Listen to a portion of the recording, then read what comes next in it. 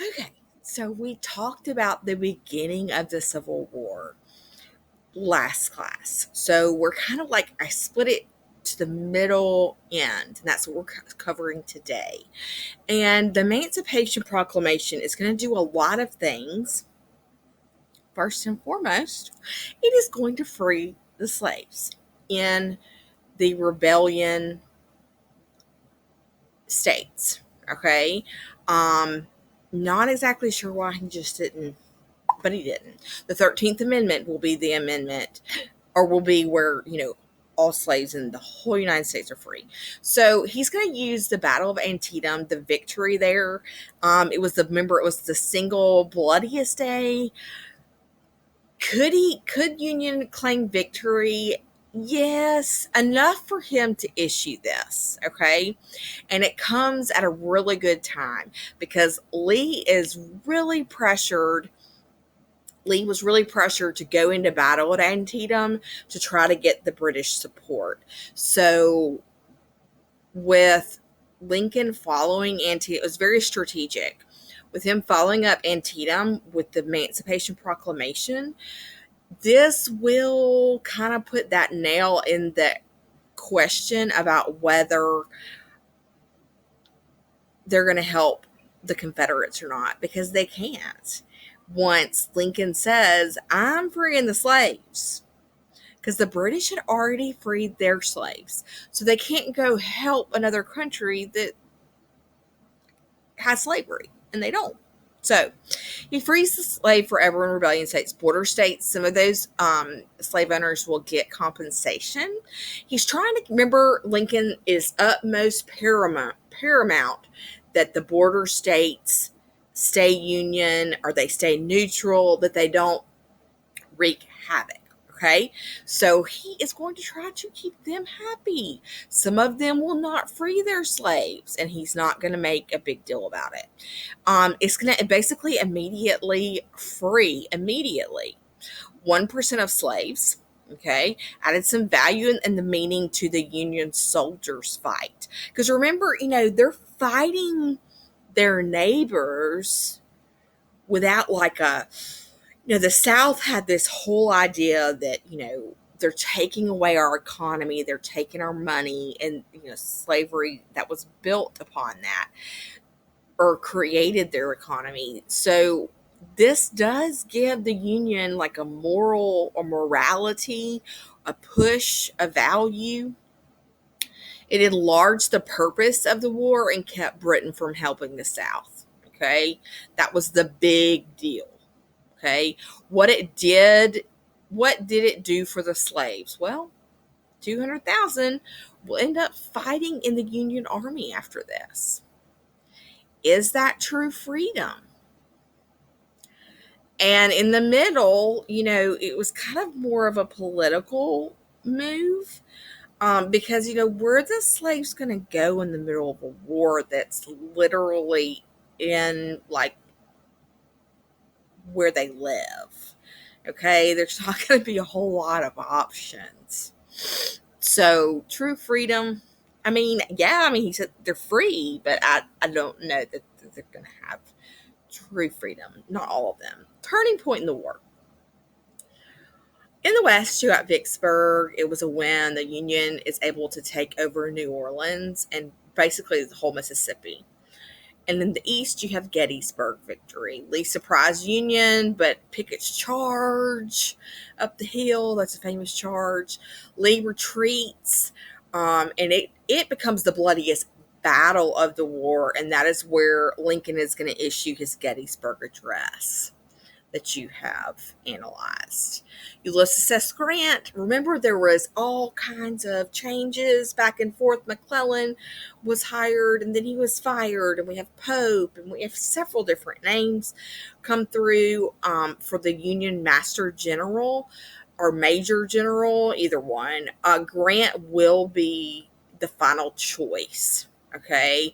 And his big idea, you remember we still have the Anaconda Plan that was created, okay, to strangle the South. but he's going to be a war of attrition.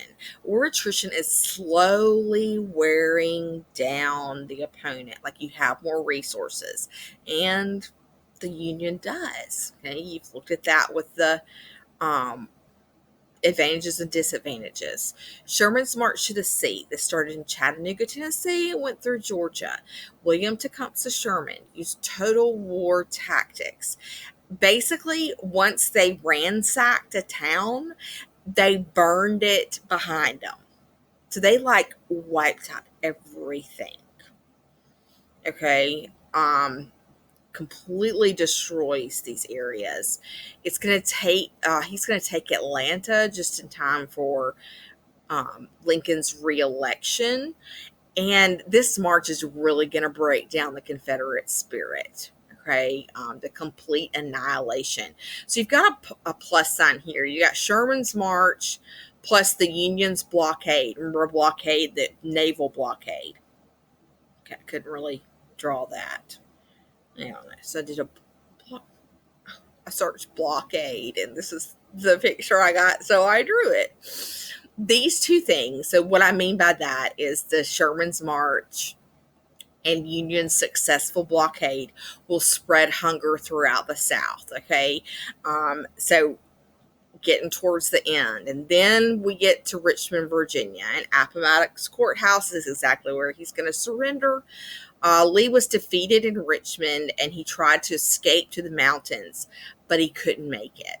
So on April 9th, it's down here, 1865, Grant treats Lee with respect and allows the Lee's men to return home with their horses. But in the whole end scheme of things, you know, the big question, which you're going to have for tonight is, what are we going to do now? How do we accept these people that we just tried to kill back into good graces? One of those is going to be Lee's punishment is the Union will take his home, and that is going to end up being Arlington Cemetery, where you hear today, where all the war heroes and American heroes are buried. So some effects of the Civil War. Lincoln.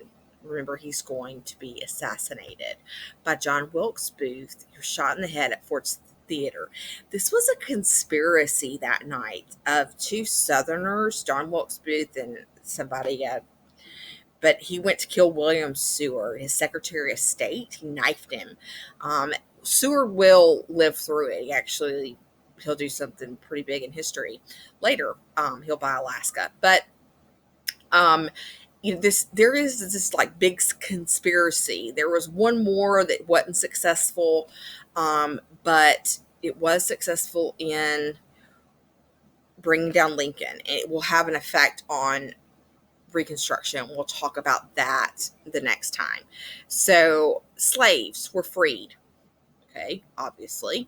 And the poor white are going to get worried about jobs. Riots break out in New York. 117 were killed in these riots. 4 million slaves were freed. That's a lot of people that were in bondage, now free. And they're going to struggle, to get free. But were they getting paid? No. Like, how how do they move on? How do they get out of the place that they're in? It's very hard to do that yourself as a slave. I mean, you had nothing. Everything that you had was your owner's. Now, some of these slaves will not be lucky, but I mean, like, they'll have compassionate slave owners that will help them. A lot of this, and we're going to look at it with Reconstruction, a lot of them are going to become sharecroppers, and they're basically going to do the same thing. It's going to be a different form of slavery, sadly, because there's not going to be enough resources to help every freed slave. 4 million, that's a lot. Okay, so they struggle with knowing what to do, where to go. I mean, you've got to have money to travel. You got to have money, to go live somewhere else. Okay, so that's a really, really tough thing. Um, Money, they issued the first income tax during the war. This will continue. Um, it was a flat tax, so no matter what you made, you paid it. Kind of interesting. The progressives will give you the graduated income tax.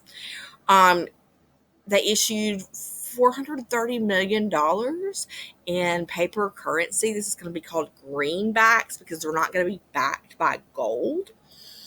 Um, and it will help the economy some. The National Bank is going to get back up and running, and it's going to manage the country's money. Politics, all parties were split. It was just nuts. Everybody was trying to figure out who's going to be blamed for what are we going to do with these traitors in Congress?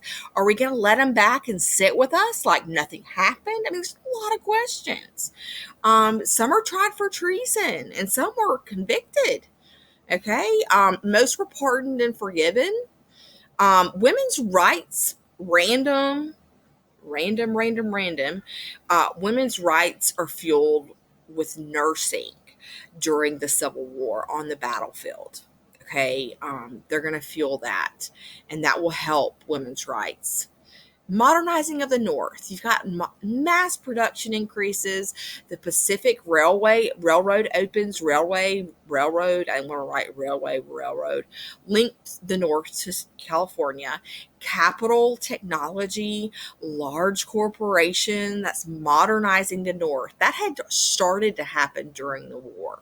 Okay. Political dominance of the North. Okay. They're going to look down at the South. And we beat you, they're going to act like they got something over us. So the North is going to take advantage of that.